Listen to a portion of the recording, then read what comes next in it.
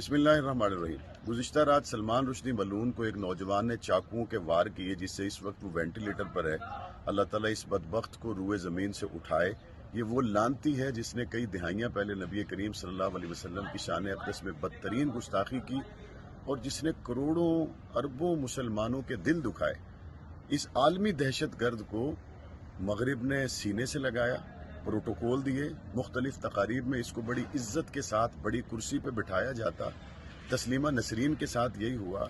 मुल्क के अंदर मुसलमानों के जज्बात के साथ खेलने वालों के लिए मगरिब का हमेशा से यही रवैया रहा है।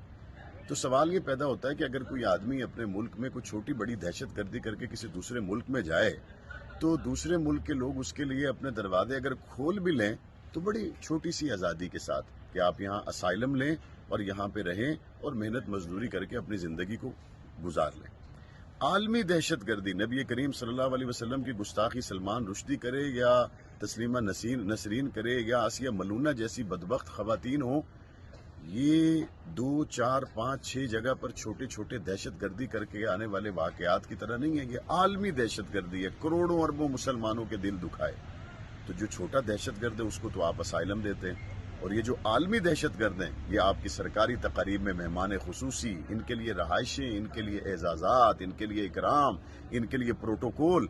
ये सारे प्रोटोकॉल सिर्फ इसलिए कि ये मोहम्मद करीम की इज्जत के गद्दार हैं और ये मुसलमानों के जज्बात पे छुरियां चला के आए हैं, लिहाजा मगरिब इनको सीने से लगाएगा। मगरिब को सोचना चाहिए, ये जिन लोगों को इज्जत और एहतराम और प्रोटोकॉल के साथ मुख्तलिफ तकारीब में खड़ा कर रहा है, दुनिया के अरबों मुसलमानों के जज्बात से खेल कर क्या हासिल करना चाहता है। अगर मगरिब अपने इन ओछे हथकंडों से और हुजूर अलैहिस्सलाम के गुस्ताखों को आज़ादी इजहार राय की ताबीर देने से बाज नहीं आएगा तो दुनिया भर में फैले हुए उस शाह के मुस्तफ़ा भी अपने जज्बे ईमानी को पूरा करने